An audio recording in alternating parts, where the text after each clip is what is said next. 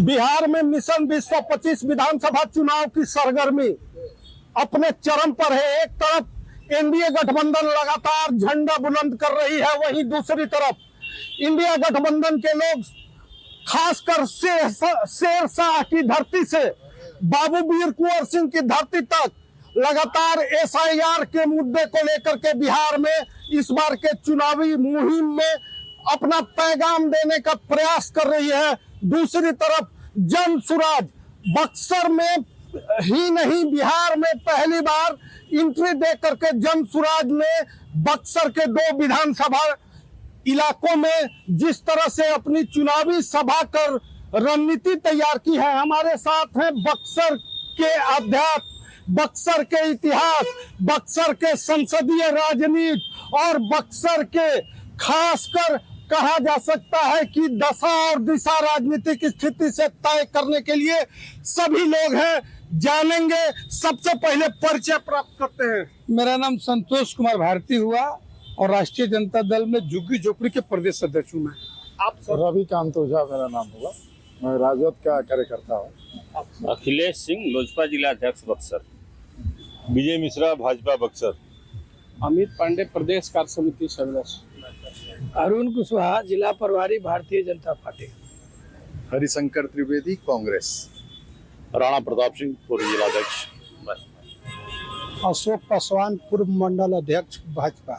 राम सागर सिंह पूर्व महामंत्री। तो देखिए, निश्चित तौर पर एनडीए और इंडिया जिसको कहते हैं ना कि एनडीए और इंडिया, कुछ लोग और आ गए हैं। परिचय बता दीजिए। मेरा नाम निर्भय कुमार राय है और भारतीय जनता पार्टी की उपाध्यक्ष की जिम्मेवारी। आप सब परिचय इंद्रलेश पाठक, भाजपा निवर्तमान जिला महामंत्री। तो निश्चित तौर पर एनडीए और इंडिया दोनों गठबंधन के सभी लोग यहाँ पर मौजूद हैं। बात करेंगे, चर्चा करेंगे और माहौल समझेंगे कि क्या है माहौल, किस तरह से इस बार के विधानसभा चुनाव में क्या है तैयारी, कैसे हो रही है तैयारी। और सभी लोग अपने अपने स्तर से एक तरफ जहां कह सकते हैं कि खासकर महागठबंधन या इंडिया गठबंधन एसआईआर के मुद्दे को लेकर के पदयात्रा तो प्रारंभ जरूर की, लेकिन इस पदयात्रा में अमर्यादित, असंस्कारित जिस तरह से भाषाओं का प्रयोग किया गया, उबाल आ गया है, बवाल हो रहा है, झंडे फाड़े जा रहे हैं, कार्यालयों पर धरना प्रदर्शन हो रहा है, पुतला दहन हो रहा है और तमाम तरह की बातें आज हो तो जरूर रही है, लेकिन क्या सियासी राजनीति में, स्वस्थ राजनीति में इसकी कहीं आवश्यकता है? भारतीय जनता पार्टी के क्षेत्रीय प्रभारी हमारे साथ। आज जो भी राजनीति से प्रेरित होकर जो भी घटनाएं बिहार में घट रही है, वो किसी निजी जीवन का पार्ट नहीं हो सकता है। हमारे देश के पूर्वजों ने अपनी भारतीय माता को बचाने के लिए कुर्बानी दे दी, शहीद हो गए। उस मातृशक्ति को अपमान करने का, मैं उस क्षेत्र से आता हूं जहां पर इस तरह की घटनाएं घटी है। मेरा घर मधुबनी जिला मां जानकी की जन्मस्थली है, जिनको हम जगत जननी के रूप से जानते हैं। जिस जनगत जननी के उद्र से हम पैदा लिए हैं और उस धरती से उस माँ को इस तरह का अपमानित शब्दों का प्रहार किया जाए, शायद ये बिहार नहीं, देश नहीं, दुनिया माफ नहीं करेगी। और हम मैसेज देना चाहते हैं आपके तरफ से, प्रधानमंत्री सिर्फ एक पार्टी के प्रधानमंत्री नहीं है। 140 करोड़ जो यहाँ के मतदाता हैं और देश दुनिया में जो लोकप्रियता उन्हें हासिल किया है, उन सभी करोड़ों जनों को ठेस पहुंचा कि एक माँ के साथ जिस तरह का दुर्भाव किया जाए, ये दुर्भावना अन्य व्यक्ति में नहीं होना चाहिए और ये राजनीति रूप से प्रेरित कभी नहीं होना चाहिए। राजनीति में माँ, बहन, भाई, बेटी को कभी नहीं लाना चाहिए। व्यक्तिगत प्रतिद्वंद्विता हो, आप हमारे वसूलों को, हमारे कार्यों को आप उंगली उठा सकते हैं, हम आपकी बातों को नहीं माने, ये हो सकता है, लेकिन हम अपनी माँ को इस तरह का अभद्र व्यवहार करें, अपनी माँ के साथ इस तरह का सलूक करें, ये कतई माफी योग्य नहीं है। और लोकतांत्रिक तरीके से हम चाहेंगे कि हमारी जनता, बिहार की जनता इसका जवाब आने वाले समय में देगी और देना चाहिए। तो निश्चित तौर पर घटना दुर्भाग्यपूर्ण है। हमारे साथ हैं कांग्रेस के खासकर पंडित जगनारायण त्रिवेदी जी के परिवार के गोपाल त्रिवेदी जी। क्या कहेंगे, सब क्या कर रहे हैं आप लोग? एक तो किया जाता है और एक तो प्लांट किया जाता है। आप बताइए कि वहां किस कांग्रेस के कार्यकर्ता ने या किस कांग्रेस के नेता ने मोदी जी की माता जी को गाली दिया है? वो पुलिस के कस्टडी में है, पुलिस के कस्टडी में है, और पुलिस के कस्टडी में उसका कहीं से कनेक्शन कांग्रेस का पृष्ठभूमि नहीं आया है। ये कौन है?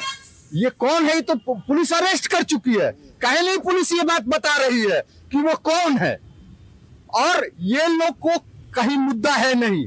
राहुल जी की ये जो वोट चोर यात्रा निकली है, उससे घबरा के ये लोग को कोई मुद्दा नहीं मिला, तो माँ बहन को ये लोग बीच में ला दिए, और ये लोग के पास कोई मुद्दा ही नहीं है।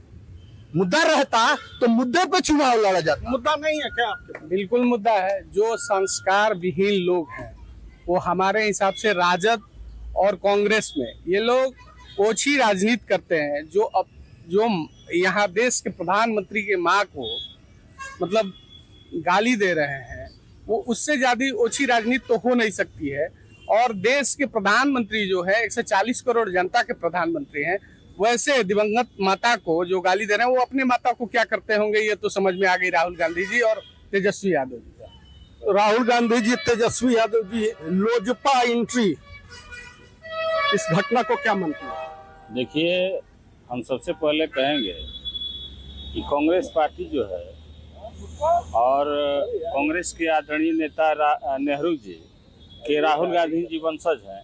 कम से कम नेहरू जी से उनको संस्कार लेना चाहिए कि देश का प्रधानमंत्री वह किसी एक पार्टी का प्रधानमंत्री नहीं होता है,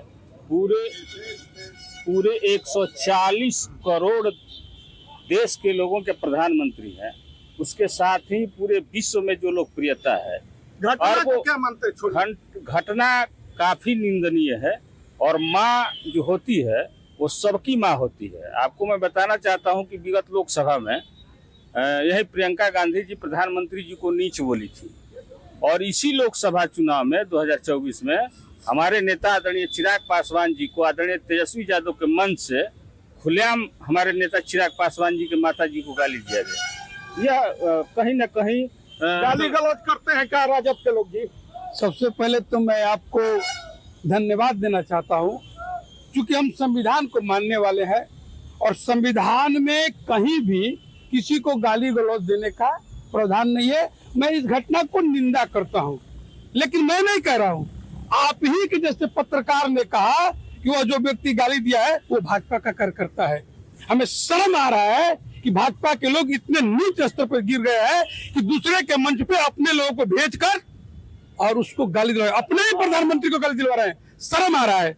लेकिन दुख इस बात का है कि जो भाई जी भी बोले कि मैं जननी के क्षेत्र जाता हूँ, मैं भी माता सीता को प्रणाम करता हूँ, लेकिन ये माता सीता के नाम नहीं लेते हैं, बोलते हैं जय श्री राम। अरे माँ कहाँ गई? माँ और बाप में बंटवारा करने वाला कोई होता है तो वो भाजपा के लोग होते हैं। दूसरी बात मैं आपको बता देना चाहता हूँ, मैं खास करके राष्ट्रीय जनता दल के लोग बिल्कुल सिद्धांत पे चलते हैं। अब इनको तो कुछ मिला नहीं। पूरे बिहार में जब राहुल जी घूम गए तो लगा कि इनका पैर खिसक रहा है, तो अपने कार्यकर्ता को भेजकर और पूरे बिहार में दंगा कराना चाहते थे। लेकिन मैं धन्यवाद देना चाहता हूँ वहाँ के प्रशासन को, और धन्यवाद देना चाहता हूँ आप जैसे पत्रकार को। भाजपा के लोग थे क्या? भाग्य क्यों यार? भाजपा के लोग थे क्या? भारतीय जनता पार्टी भाजपा के लोग थे, तो इनके मंच संचालक ने माफी क्या मांगा? इनके पास कोई जवाब है? इनके पास है क्या कोई जवाब? क्यों मांगे माफी? मैं बता रहा हूँ, मंच संचालक अब यहाँ कोई आ गया और आपको गाली देने लगे तो आप तीन कि मैं रुकिए, पत्रकार में तो सुन लीजिए, मेरे मंच पे वो गए थे इसलिए मेरी जवाबदेही कुछ है। यहाँ कोई आके गाली देंगे तो क्या करेंगे हम? आपको एक भाई माफी मांगते हैं, हम सबको बुलाए थे, हमने माफी मांगा, हम इसको भी निंदा कर रहे हैं। सुनिए, इसको भी निंदा कर रहे हैं कि कोई भी व्यक्ति, रुकिए भैया रुकिए जी, कोई भी व्यक्ति इस तरह का काम करता है तो गलत है, लेकिन इनके नेता भारत के बहू को, और रुको यार, इनके नेता भारत के बहू को जर्सी गाय बोले, बेशर्म। भारत की बहू को जर्सी गाय बोलोगे, 50 करोड़ की क्या बोलते हो, गर्लफ्रेंड, शर्म आना चाहिए। अगर वही भोजपुरी में कहावत है, बोबो बबूर तो आमना मिली, पत्रकार महोदय, आमना मिली। तो निश्चित तौर पर देखिए, लोगों के बीच में चर्चा का माहौल जिस तरह का है, क्या हो रहा है बिहार के राजनीति में? देखिए, बिहार की ही राजनीति में नहीं बल्कि देश के पार्लियामेंट में ही, यहाँ विरोधी दल के दो नेता हैं। एक कांग्रेस के नेता द्विवेदी जी और एक भारती जी राजद के। इन लोगों ने कहा कि प्लांट किया हुआ वो कार्यक्रम था, अपने ही कार्यकर्ताओं को भेजकर भाजपा ने अपने नेता के माताजी को गाली दिलवाया।